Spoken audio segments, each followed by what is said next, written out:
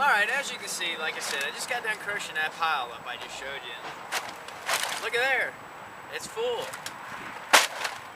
And so what you do is with these cool little bags, I mean, they're kind of weighty. They weigh 2 pounds. If they're wet, probably 4. Depends. Like I said, they're rugged. You can reuse them over and over again. And I like the way it cinches up. It just goes like that. Very simple bag. And yeah, it's wet, so don't wear your good clothes if you're going to do this. If you do, just be careful. But these have handles. I had to cut that one off. Like I said, I found this in a dumpster. So I had to cut a lock off of it. But this is a full bag of crushed cans, and that's about 45, not even 45 minutes. You know, basically, if I was, really getting after it, I'm just trying to show you, so it's taking me a little bit longer. But if I just showed up somewhere like I did yesterday, worked the area for about 30, 45 minutes, that right there is going to bring me $10. That's $10 an hour. And all I did was just ride my bike around, and pretty much it. Plus, like I said, here's another piece of aluminum. And, that'll make me a good $10 right there. If I was in Texas, probably about 13 or 14. But, that's above minimum wage, ain't it? If you live outside of a major metropolis or a town that has a lot of traffic and they love cans, I know a few spots, but this is what I've been doing. This will be right here. I've collected over 10,000 pounds of aluminum this year since I lived in the, I want to say the township of Smithton, but they changed it to Columbia to reflect the college and all the other sporting stuff they think's going to save the planet. But anyhow, that's pretty much it. I ride around, I pick up debris, and I just take it back to the reclamation center in the salvage place. So, but normally, like I said, I'd put it on the back of my bike over here.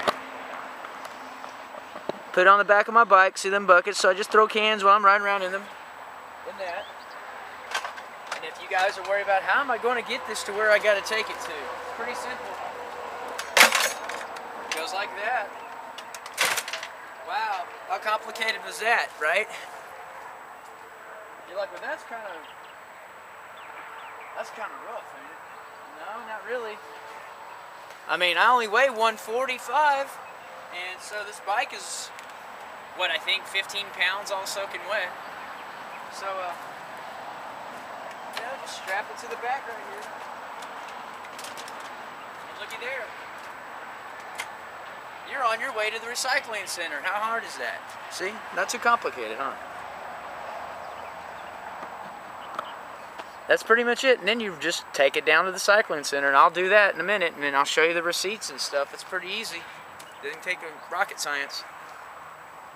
Rocket scientists. Oh yeah, that's right. They're not very smart anyway. But anyhow, that's pretty much it. See, I just ride up on my bike. As you can see over there, let me put my finger in the way. See right there? That's the bag. That's full of cans. That should weigh about, like I said, I can get 20 pounds. If I crush them real good, there'll be 20 pounds of cans in there. In Texas, I would probably get $15. 72 cents a pound last time I was in Texas, so, or 75 cents. Here it's 52 to 56, so I apparently have a problem.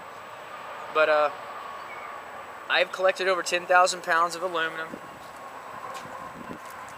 Pretty much for one reclamation center here, and they pay you. I mean, they give you cash in hand, and I'll show you that. I'll just go down there and show you my pedaling happy ass. I might even put it on the bike, do a little bike cam action for you. For some reason, my batteries just don't do worth the crap on this camera anymore. They used to do really good. But what I usually do, like I said, I'll run 2 buckets up and down the highway. I don't recommend the highway. I recommend during hours when the traffic's not so bad. You can get away with it, just don't ride your bike too much around there. Just ride it down the median side.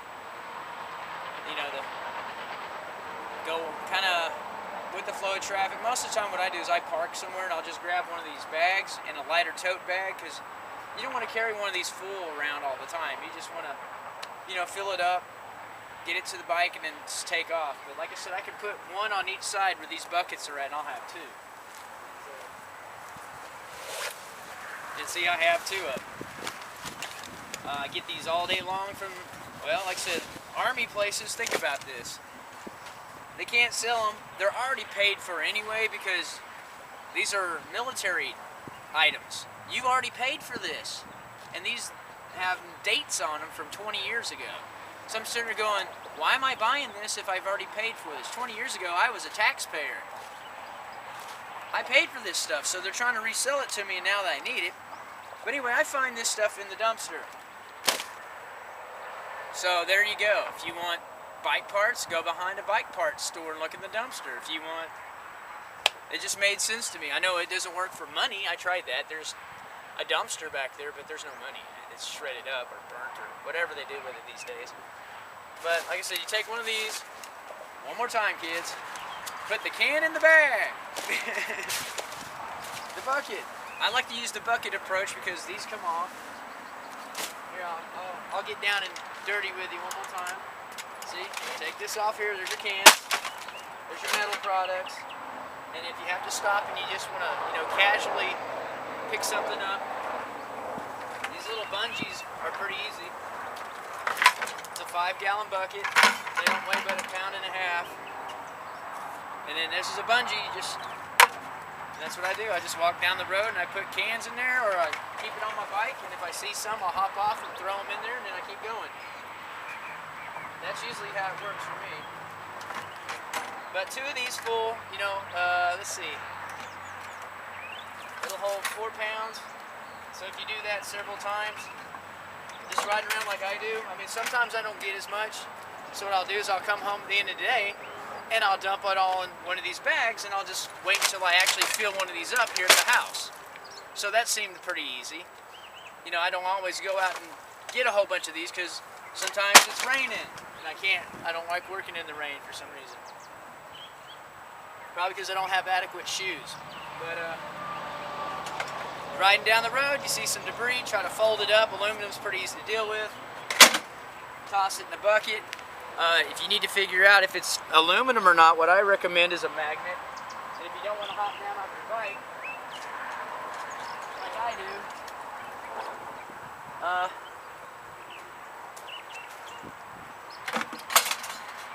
I have a magnet that I use.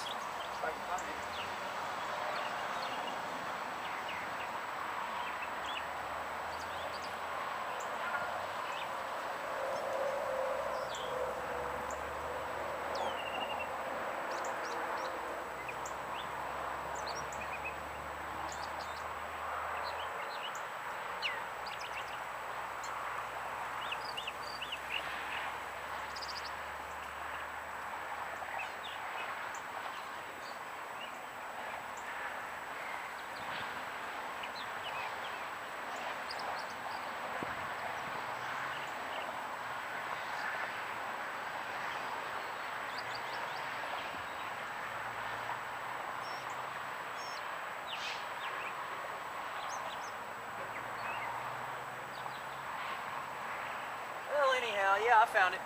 I know I took too long there. But how do you check it? If you're on your bike, this is a wand magnet. It costs about $1 at Ocean's. I don't know if you know what an Ocean's farm and feed store is. It's got a magnet on the end of it. Notice it doesn't stick. So if you're on your bike, that's kind of convenient. You can just reach down and check it.